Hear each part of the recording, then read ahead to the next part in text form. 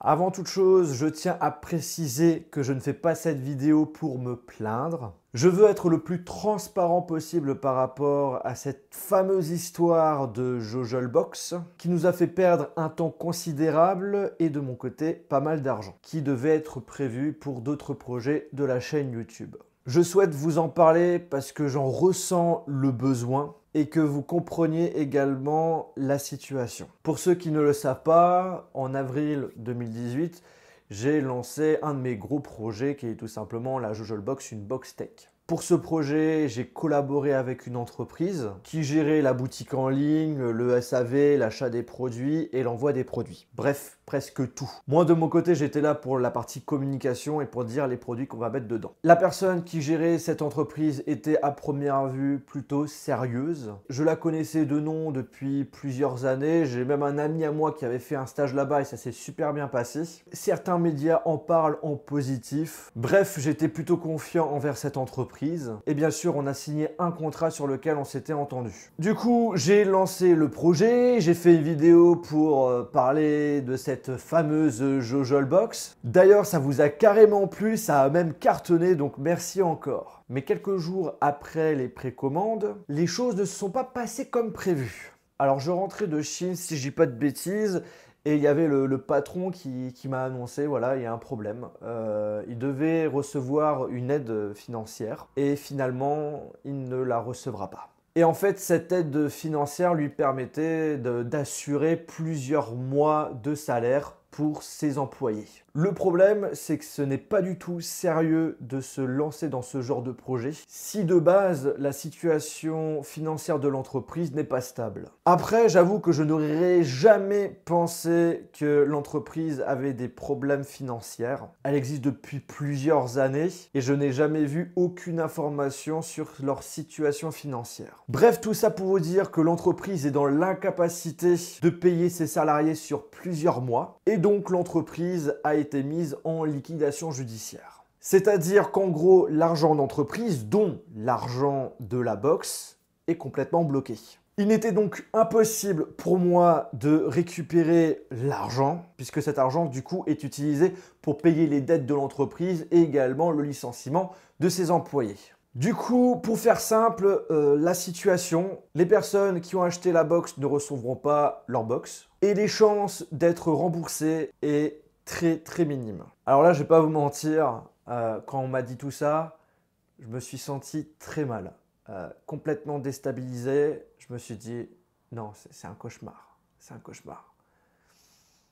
J'étais limite anéanti. Je pensais sans arrêt aux plus de 1000 personnes qui ont acheté cette box, qui m'ont fait confiance. Je vous avoue que durant cette période, ça a été vraiment très dur de me dire que c'était vraiment la réalité. Mais après, voilà, je suis le genre de personne à ne jamais baisser les bras. J'ai essayé de rester le plus positif possible. La première solution a été trouvée. C'est que vu que c'était la période où les avocats étaient en grève, la déposition de liquidation, un truc de ce style, pouvait être décalée. C'est-à-dire qu'en gros, il fallait absolument dépenser l'argent de la box le plus rapidement possible pour éviter qu'il soit bloqué.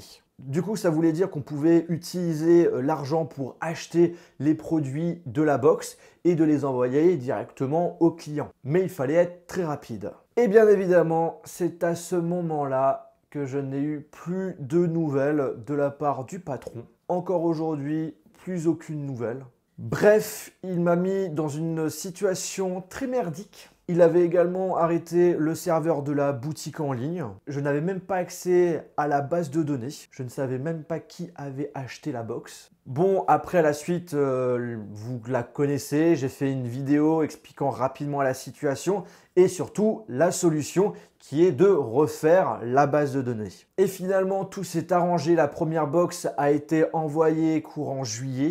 J'ai même fait une vidéo unboxing de la box que je vous mettrai dans la description si vous ne l'avez pas vue. Mais il faut savoir que si cette situation s'est arrangée, c'est tout simplement parce que avec mon entreprise, j'ai entièrement refinancé le projet. Et on tourne autour des 50 000 euros c'est beaucoup d'argent et cet argent n'était pas du tout prévu pour ça. De base, je prévoyais de relancer le projet par moi-même un peu plus tard, si justement je voyais que le projet fonctionnait et qu'il vous plaisait. Une partie de cet argent était donc prévue pour investir dans ce projet de manière intelligente. Cette première année était tout simplement un test pour voir si ça tient la route et également de mon côté d'avoir de l'expérience dans le domaine des boutiques en ligne. Avec le prestataire de base, je ne devais avoir aucune dépense et donc aucun risque. Si ça marchait, tant mieux. Si ça ne marchait pas, tant pis. Mais je n'étais pas censé perdre autant dans l'histoire. Du coup, là, vous êtes en train de vous demander pourquoi tu n'as pas porté plainte pour récupérer cet argent. Eh bien, sachez que ce n'est pas si facile que ça, notamment lorsqu'une entreprise est en liquidation judiciaire. Bien entendu, j'ai pris un avocat, mais le problème, c'est que le dossier du liquidateur, ça prend au minimum 1 an. Et ce n'est qu'après ça qu'on a la possibilité de voir ce qu'il est possible de faire. Dans tous les cas, on m'a bien fait comprendre que je risquais de ne pas revoir cet argent. Je trouve malheureux que la justice laisse faire ce genre de choses. Les gens peuvent se faire avoir tellement facilement, je trouve ça carrément aberrant. De mon côté, je ne pouvais pas me dire que les personnes qui m'ont fait confiance n'allaient rien recevoir. J'aurais très bien pu dire, je ne suis en aucun cas responsable, c'est à vous de vous débrouiller. Moi, je suis pas comme ça. Vous m'avez accordé votre confiance, c'est la moindre des choses de faire mon maximum pour arranger la situation. L'unique solution, et qui était la plus rapide, c'est le fait de refinancer entièrement cette première box. Alors certes, j'ai trouvé quelques partenaires qui ont pu m'aider, mais vous devez bien vous en douter que ces partenaires ne pouvaient pas financer plus de 50 000 €. Ça serait trop beau. C'est à ce moment-là que tu te dis, heureusement que tu fais des économies, parce que sinon, il n'y aurait eu aucune solution. Au final, ce qui me gêne, c'est pas le fait d'avoir envoyé des box de ma poche, mais c'est surtout le fait de se dire que l'argent donné par les abonnés va être utilisé pour payer les dettes d'une entreprise qui n'a pas été capable de se gérer elle-même.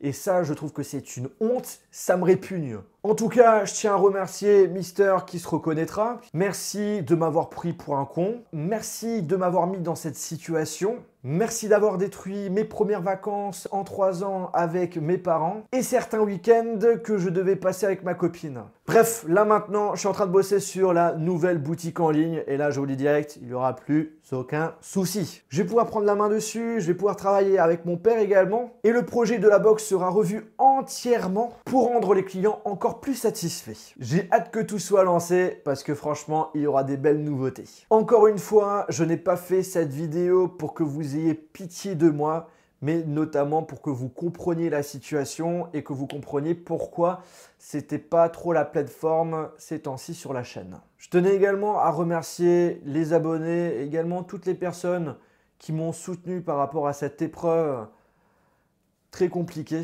Merci encore de votre patience, d'avoir compris la situation et merci également de ne pas avoir été trop exigeant envers moi. Merci également pour tous vos messages, ça m'a vraiment touché.